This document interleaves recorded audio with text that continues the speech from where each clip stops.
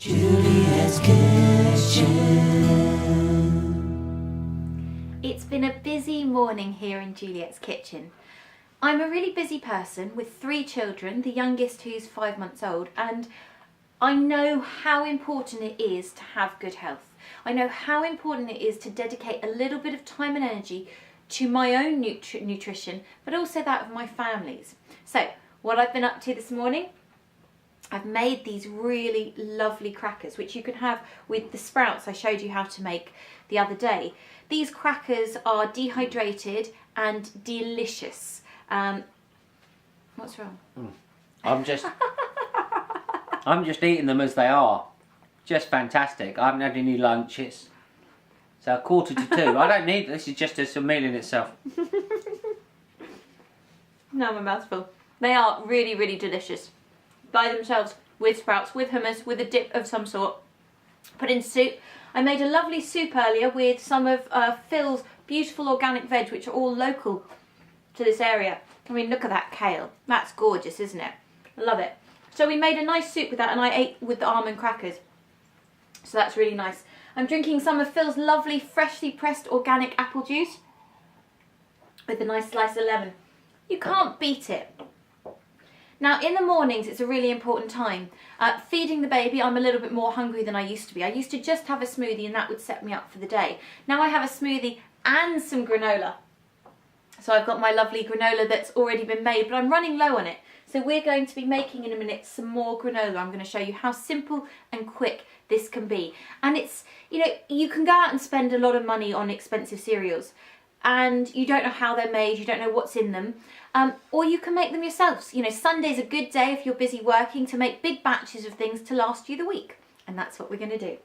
So we have organic gluten-free oats. We're going to pour these into our bowl, like so. Let's move this here so we can do this a bit easier. How many oats? So we've got 3 cups of oats. We've got some hulled hemp seeds. We've got 3/4 of a cup of hulled hemp seeds. Now, if you want to use pumpkin seeds, you can, or sesame seeds. You can do 3/4 of a cup of seeds of your choice.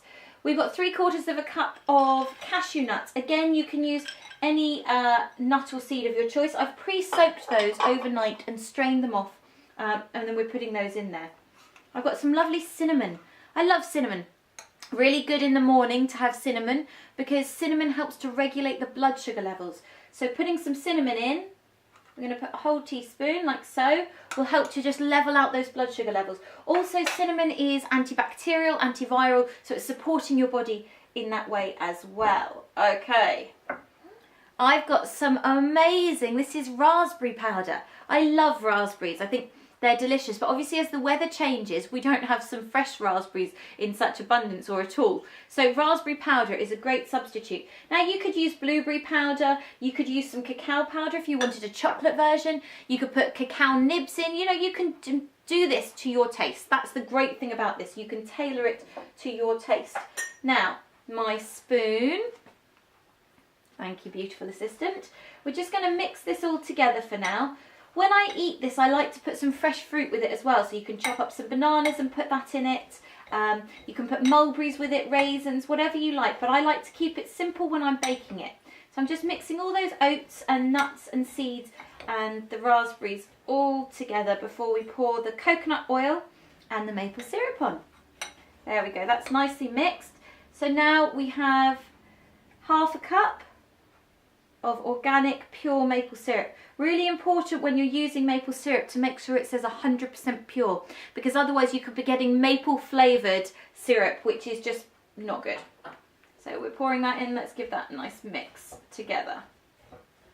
In a minute we're going to stick this into the oven, and we're going to put it, I like to put it on quite low, so I put it at 120, and I do that for 45 minutes. Pour that coconut oil. This is melted coconut oil, so that's going in as well. There we go. Now let's give that a nice mix so it's all nicely coated, and then I will let you all have a nice look at it. Okay, nearly there. Lovely. Look at that. Doesn't that look good? Okay, so we've got our pan here. I'm going to pour this into our pan, like so. Spreading that out. There we go. Just give that a final mix when it's in the pan so you can make sure any of the bottom bits get nicely coated. Okay. As I said, that's going to go in the oven now for 40 minutes at 120 degrees. Halfway through, I'm going to give it a nice mix around. And then when it's done, you just take it out. Don't stir it. This is the key. When you take it out of the oven when it's done, don't stir it. Leave it to cool. And then I like to put it into my nice Kilner jar and eat that over the course of the week. Okay, in it goes.